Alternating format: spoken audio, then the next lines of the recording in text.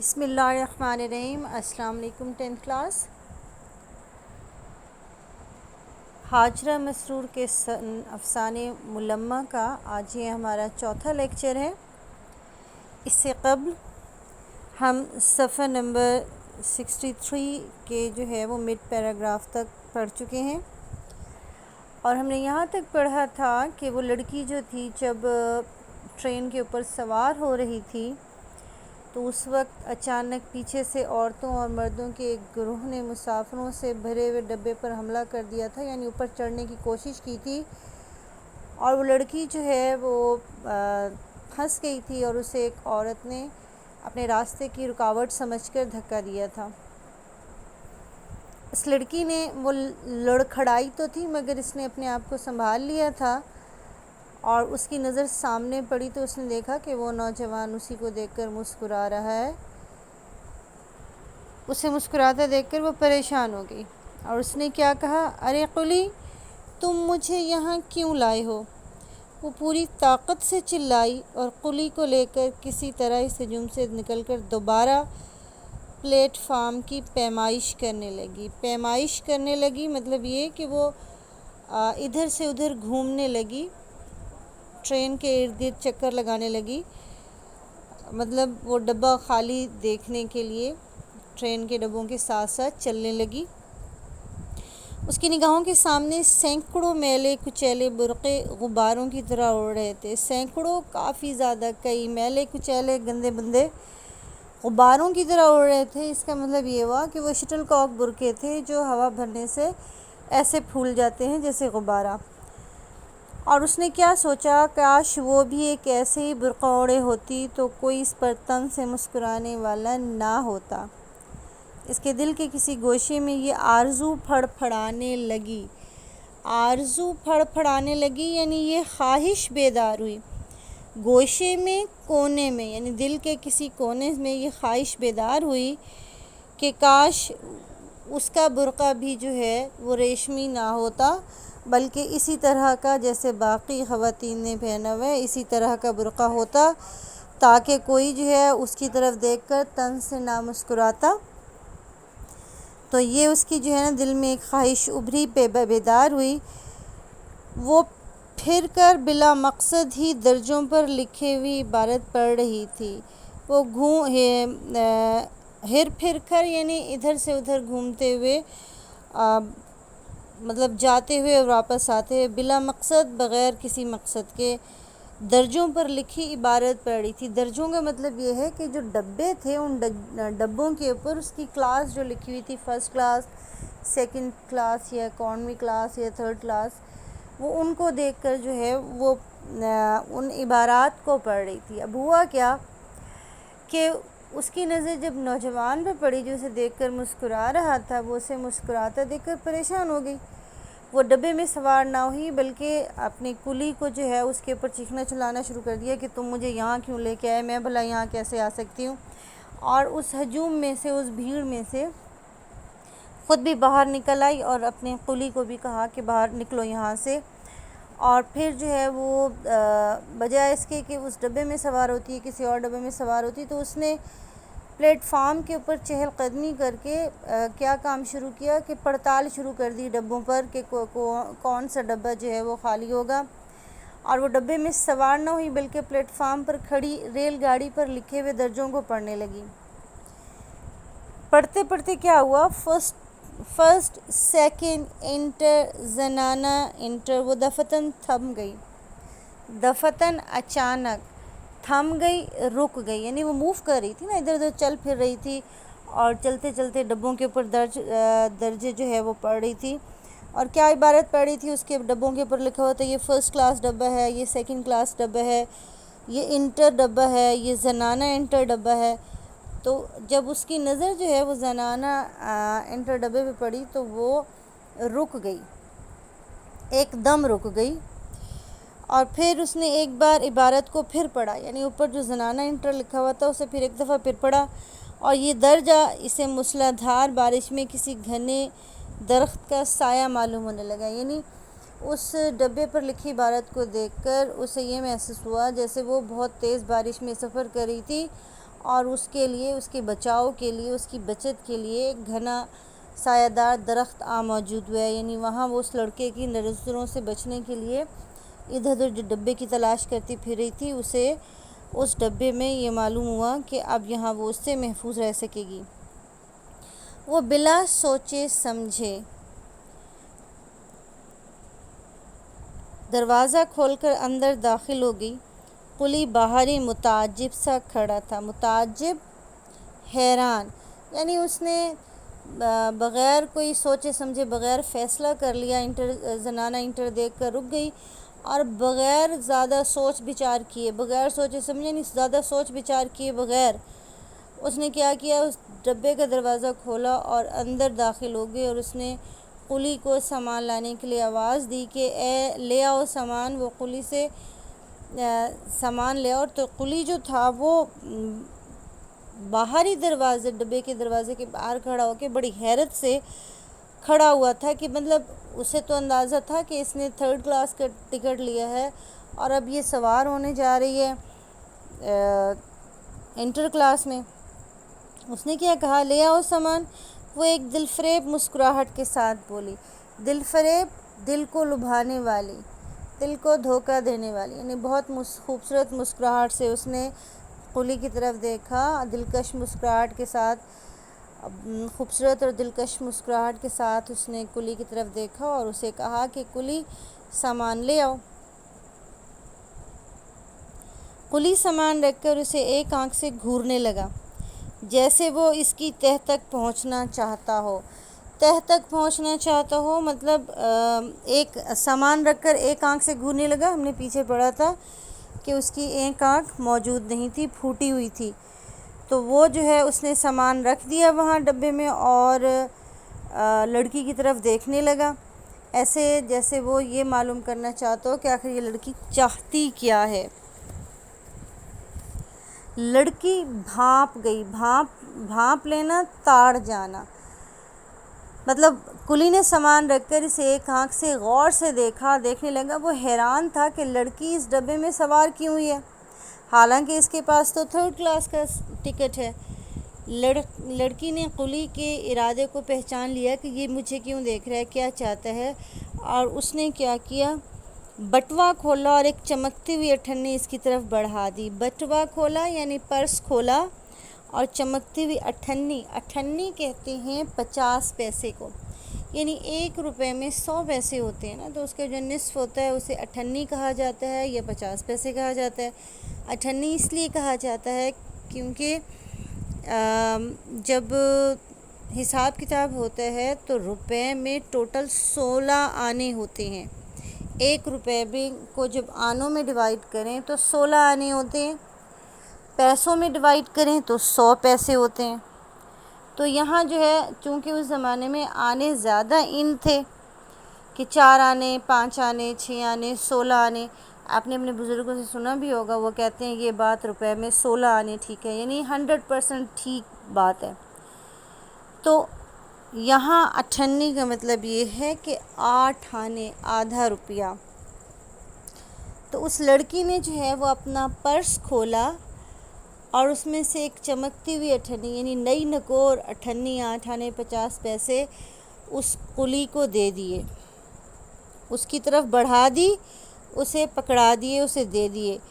قلی کا چہرہ جو حقارت کے جذبات کے باعث بری طرح لٹکا ہوا تھا ایک دم کھل اٹھا۔ حقارت کے جذبات کا مطلب ہے نفرت،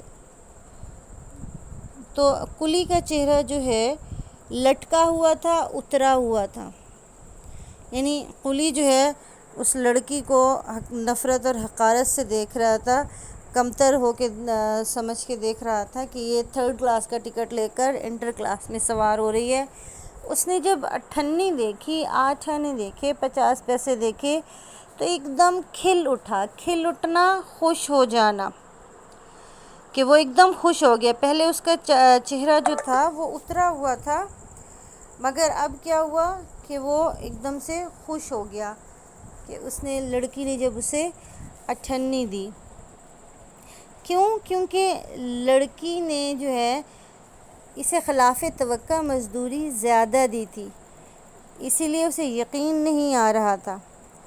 مزدور کو مزدوری چاہیے، اسے کسی کے معاملات سے کیا غرض؟ غرض مطلب معاملات، یعنی اس کے جو آگے مقاصد ہیں، معاملے ہیں، اس کو اس سے کوئی غرض نہیں ہوتی کہ کون کیا چاہتا ہے۔ مزدور نے تو اپنا کام کرنا ہے اور اس سے مزدوری وصول کرنی ہے۔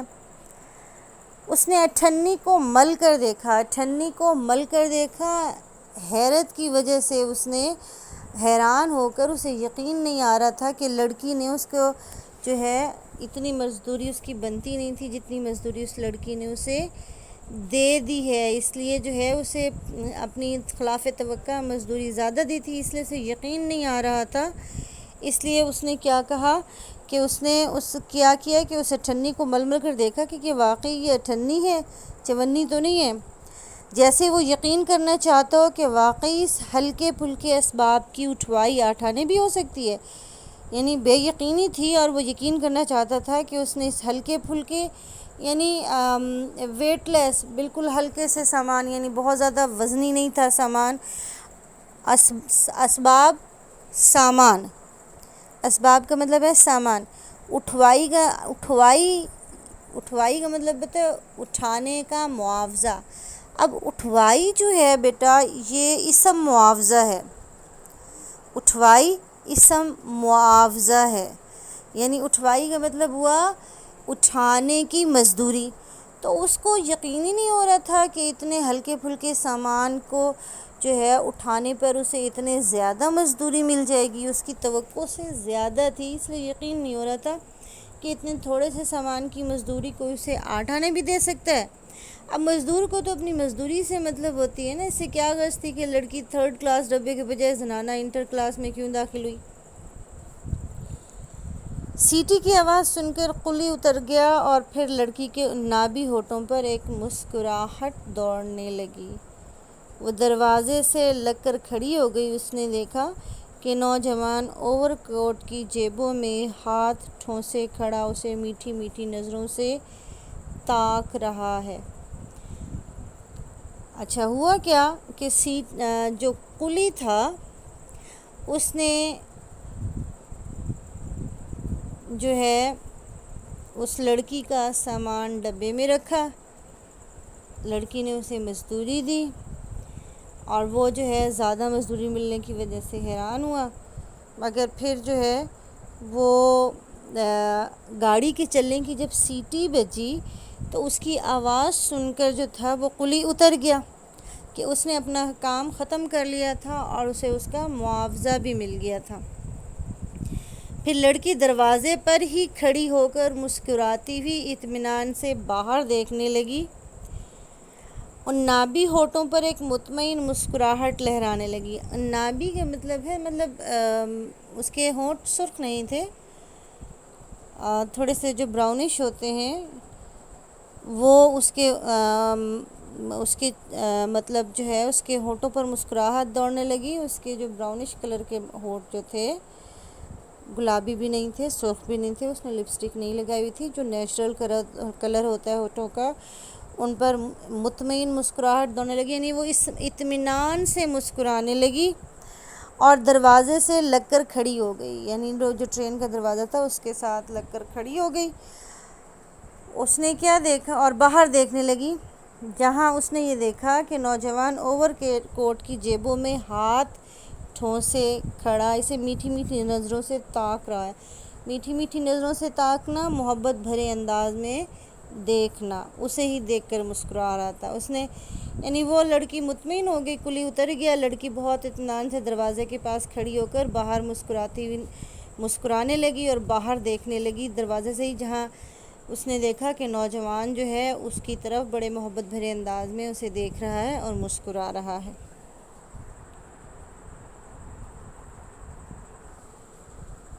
گاڑی کو جنبش ہوئی اور وہ دوڑ کر آگے چلا گیا۔ گاڑی کو جنبش ہوئی یعنی گاڑی نے حرکت کی، سیٹی بجی تھی نا، سیٹی بجنے پر گاڑی نے رینگنا شروع کر دیا، حرکت کرنی شروع کر دی۔ جب گاڑی آہستہ آہستہ چلنے لگی تو وہ جو لڑکا تھا وہ دوڑ کر آگے چلا گیا۔ اسٹیشن کی دکانیں، خانچے اور قلی اس کی نظروں کے سامنے سے بھاگ رہے تھے۔ اسٹیشن کے اوپر جو موجود دکانیں ہوتی ہیں وہ، اور جو چھابڑی والے ہوتے ہیں، مطلب نہ صرف یہ اسٹیشن پہ صرف دکانیں نہیں ہوتی بلکہ لوگ چھابڑی والے جو ہیں اس میں بھی کھڑے ہوئے ہوتے ہیں ریڑیاں لگا کر، وہ اور ایسے ریڑیوں کے علاوہ وہ بھی ہوتے ہیں جو سامان اپنے ٹوکروں میں رکھ کر سر کے اوپر لے کر گھومتے ہیں جگہ جگہ، ایسے لوگوں کو چھابڑی والا کہتے ہیں، خانچے والا کہتے ہیں۔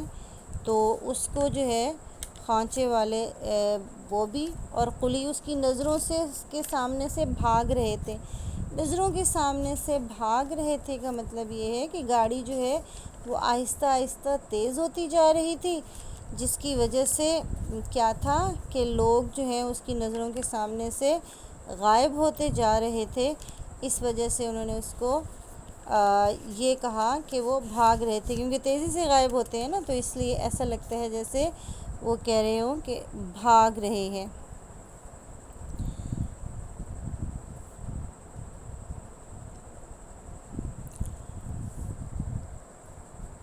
وہ دیر تک کھڑی اسٹیشن کی بتیوں کو جو اب اندھیری رات میں جگنوں کی طرح چمک رہی تھی گھورتی رہی، یعنی وہ وہاں سے ہٹی نہیں بلکہ جو ہے وہ دروازے کے پاس ہی کھڑی رہی اور باہر کے مناظر دیکھتی رہی۔ ان مناظر میں اس نے یہ بھی دیکھا کہ جو ہے وہ وہاں پر جو لوگ تھے، جب گاڑی جوں تیز ہوتی گئی وہ پیچھے رہتے گئے، چاہے وہ اپنی جگہ فکس دکانیں تھیں یا خانچے والے تھے، چھابڑی والے تھے، ٹھیلے والے تھے وہ بھی، اور اسٹیشن پہ موجود قلی بھی، وہ سب کے سب جو ہے وہ پیچھے جاتے جا رہے تھے، اور گاڑی جو تھی وہ بہت تیزی سے آگے بڑھ رہی تھی۔ تو وہ وہاں سے ہٹی نہیں بلکہ کھڑی ہوئی دیکھتی رہی۔ اسٹیشن کی بتیاں بھی جو ہیں، بتیوں کو بھی اب چونکہ وہ اسٹیشن سے گاڑی نکل آئی تھی تو بتیاں بھی جو تھیں وہ مدھم ہو گئی تھیں، اور اندھیری رات میں دور سے ایسا لگ رہا تھا جیسے جگنوں کی روشنی چمک دکھائی دیتی ہے چھوٹی چھوٹی سی، وہ ان کو گھورتی رہی، یعنی غور سے دیکھتی رہی، ان کو دیکھتی رہی، اور آخر گھپ اندھیرے میں اس کی نظریں ٹھوکریں کھانے لگیں۔ پھر جب گاڑی اسٹیشن سے باہر نکل آئی تو گھپ اندھیرا کا مطلب ہوتا ہے ایسا اندھیرا جس میں کچھ بھی دکھائی نہ دے۔ گھپ اندھیرے میں یعنی بہت شدید اندھیرے میں اس کی نظریں ٹھوکریں کھانے لگیں، کیونکہ روشنی بھی غائب ہو گئی، پیچھے صرف اندھیرا رہ گیا، آبادیوں سے ٹرین نکل آئی۔ اب وہ اپنے ڈبے کی طرف متوجہ ہوئی۔ متوجہ ہونا، اس کی طرف توجہ دینا۔ 2 سیٹوں پر 2 عورتیں رنگین لحافوں میں لپٹی ہوئی تھیں۔ اس نے کیا دیکھا؟ اس نے دیکھا کہ 2 سیٹیں ہیں، ہر سیٹ پہ ایک عورت ہے، اور وہ رنگین لحافوں میں، رنگدار لحاف، رضائی، انہوں نے رنگدار رضائیاں جو ہیں وہ اپنے ارد گرد لپیٹی ہوئی ہیں، اور ان کے ارد گرد بھاری بھاری باکس اور بڑی بڑی پوٹلیاں اس طرح پھیلی ہوئی تھیں کہ کسی کے بیٹھنے کی جگہ ہی نہ رہی تھی، یعنی انہوں نے اپنا سامان جو تھا وہ اس طرح پھیلا کر رکھا ہوا تھا کہ کوئی اور بیٹھ نہ سکے، کوئی اور وہاں بیٹھ نہ سکے۔ انہوں نے اس طرح سامان پھیلایا ہوا تھا جس میں ان کے ارد گرد بھاری بھاری باکس، جس کو ہم جو ہے وہ ٹرنک کہتے ہیں، وہ ٹرنک بھی موجود تھے، اور پوٹلیاں بھی بنی ہوئی تھی، کپڑوں کی بڑی بڑی پوٹلیاں پڑی ہوئی تھیں اور اس طرح پھیلی ہوئی تھی کہ کسی کے بیٹھنے کی جگہ ہی نہیں رہی تھی۔ تیسری سیٹ پر کونے میں ایک عورت بالکل دبلی پتلی بیٹھی اپنے بچے کو دودھ پلا رہی تھی۔ 2 سیٹیں تو اس طرح بھری ہوئی تھیں۔ پھر اس نے تیسری سیٹ کی طرف نظر دوڑائی تو اس نے وہاں دیکھا کہ وہاں جو ہے ایک بہت دبلی پتلی سی، کا مطلب ہے سوکھی سڑی، بالکل بہت ہی دبلی عورت بیٹھی ہوئی تھی، اور وہ اپنے بچے کو دودھ پلا رہی تھی۔ اس کے قریب ایک دوسرا بچہ جو زیادہ سے زیادہ 2 سال کا ہوگا بیٹھا منمنا رہا تھا۔ منمنانا ناک میں بولنا، صاف نہ بولنا، بڑبڑانا۔ منمنانا ناک میں بولنا۔ ناک میں کیسے بولتے ہیں؟ ناک میں ایسے بولتے ہیں، میں آپ کو بول کو سناتی ہوں۔ جی ناک میں ایسے بولتے ہیں کہ صاف نہ بولنا۔ تو وہ بھی اسی طرح، چونکہ چھوٹا بچہ تھا، اسے صحیح بولنا نہیں آتا تھا، تو اس کے لیے کیا ہے کہ وہ آہستہ آہستہ ناک کے اندر بول رہا تھا، بڑبڑا رہا تھا۔ بالکل سوکھا، ہاتھ پاؤں کی کھال لٹکی ہوئی، جیسے وہ پیدائش کے بعد فوراً ہی براہ راست بڑھاپے کی طرف چل دیا ہو۔ بالکل سوکھا، سوکھا کا مطلب ہے بالکل مطلب کمزور، بہت زیادہ کمزور تھا، اور اتنا کمزور تھا، اتنا پتلا دبلا تھا کہ اس کے ہاتھ پاؤں کی کھال لٹکی ہوئی تھی، الگ الگ سے جو ہے وہ گری گری سی ہوئی تھی، اور ایسا جیسے بوڑھوں کی کھال ڈھلک جاتی ہے، گرنے لگتی ہے، اسی طرح جو ہے لٹکی لٹکی سی اس کی بھی کھال اسی طرح لٹکی ہوئی تھی، اور ایسا محسوس ہو رہا تھا جیسے وہ پیدا ہونے کے بعد جوان ہونے کے بجائے یا بچپنا گزارنے کے بجائے، بچپنا بھی اس نے نہیں گزارا، جوانی بھی نہیں گزاری، ادھیڑ عمری بھی نہیں گزاری، بلکہ جیسے ہی پیدا ہوا ہے فوراً براہ راست ڈائریکٹ جو ہے وہ بڑھاپے کی طرف چل دیا ہو، یعنی بڑھاپے کی طرف چل دیا ہو، بوڑھا ہو گیا ہو۔ ڈبے پر عجیب ازمہلال طاری تھا، لڑکی بد دل ہو کر اسی سیٹ پر ٹک گئی۔ ازمہلال کا مطلب ہے تھکاوٹ، کمزوری۔ بد دل ہو کر یعنی اس چیز سے گھبرا کر اس کا دل اٹھ گیا، وہاں کے ماحول سے مایوس ہو کر اسی سیٹ پر ٹک گئی۔ اسی سیٹ پر ٹک گئی، ٹک جانا کا مطلب ہے کہ وہیں جو ہے بیٹھ گئی۔ ڈبے پر ایک عجیب سی کیفیت طاری تھی، اس کیفیت کی وجہ سے ہے وہ اس نے جو ڈبے پر مایوسی کا عالم طاری تھا، یعنی ایک دو عورتیں سو رہی تھیں اور ایک عورت جو تھی وہ بہت دکھی دکھی سی بیٹھی ہوئی تھی، تو وہاں جو ہے اس کو فوراً جو ہے وہ اس کو دیکھ کر جو ہے دل برداشتہ ہو گئی لڑکی، اس پر اداسی کا غلبہ ہو گیا، اس کے دل میں افسردگی چھا گئی، یعنی وہ بہت مایوس ہو گئی، اداس ہو گئی، اور وہاں سے وہ کیا کیا کہ اس نے اسی جگہ ڈبے کے ماحول کی وجہ سے وہ اتنی دکھی سی ہو گئی، اس پر اداسی کا غلبہ ہو گیا، وہ اداس اور افسردہ تھی، اس لیے جو ہے وہ کیا ہوا کہ وہ وہیں پر ٹک گئی، جہاں کھڑی ہوئی تھی وہاں اسی سیٹ پر بیٹھ گئی۔ ایک چھوٹے سے اسٹیشن پر گاڑی رکی اور لڑکی کا دل پسلیوں سے سر ٹکرانے لگا۔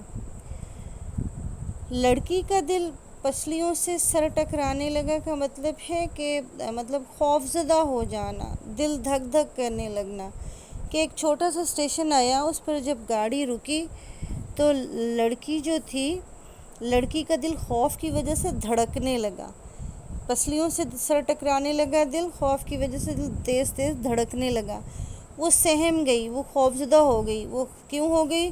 کہ اگر کوئی اس وقت اس کا ٹکٹ دیکھے تو اسے پھریریاں آنے لگی۔ 2 منٹ بعد گاڑی چل دی اور لڑکی سوچنے لگی، پھریریاں آنے لگی یعنی جھرجھری آ گئی، مطلب جب گاڑی رکی تو وہ لڑکی خوفزدہ ہو گئی، اسے خوف کی وجہ سے کپ کپی طاری ہو گئی کہ اگر اس وقت جو ہے وہ سہم گئی کہ اگر اس وقت کوئی ٹکٹ دیکھنے والا، ٹکٹ چیکر آ گیا تو وہ کیا جواب دے گی کہ بھئی اس کے پاس تو 3rd کلاس کا ٹکٹ ہے اور وہ یہاں بیٹھی ہوئی ہے انٹر کلاس میں۔ یہ بات سوچ کر جو ہے اسی خیال سے اس کا سر چکرانے لگا اور وہ سیٹ پر سہمی ہوئی بیٹھی تھی، مگر کیا ہوا کہ 2 منٹ گاڑی رکی اور پھر اس کے بعد گاڑی اسٹیشن سے روانہ ہو گئی۔ جب وہ روانہ ہو گئی تو لڑکی سوچنے لگی، وہ اپنی اس بے وقوفی کے بارے میں سوچنے لگی۔ کیا سوچنے لگی؟ آخر اس ملمہ سے کیا فائدہ؟ ملمہ بناوٹ، دھوکہ دہی۔ میں نے آپ کو بتایا تھا کہ ملمہ کا مطلب ہوتا ہے بناوٹ کرنا، مطلب پرٹینڈ کرنا، جو نہ ہونا وہ بیان کرنا، اپنے آپ کو وہ ظاہر کرنا۔ تو لڑکی جو تھی وہ سوچ رہی تھی کہ یہ جو میں نے بناوٹ کی ہوئی ہے، یہ جو میں نے اوپر بناوٹی رکھ رکھاؤ جو ہے، اس کا کیا فائدہ ہے؟ اس ملمہ سے کیا فائدہ؟ اصل میں ملمہ جو ہے اس کو کہتے ہیں بیٹا کہ چاندی کے زیور پر یا کسی اور دھات کے زیور کے اوپر جو ہے سونے یا چاندی کا پانی چڑھایا ہوا جاتا ہے، جس سے لگتا ہے کہ یہ زیور سونے کا ہے یا پھر چاندی کا ہے۔ تو اس قسم کے زیور کا یہ ہوتا ہے کہ اس کو ذرا سا رگڑو تو اس کی جو پالش کی ہوتی ہے وہ تو اتر جاتی ہے، اندر سے اصل چیز جو ہے وہ دکھائی دیتی ہے۔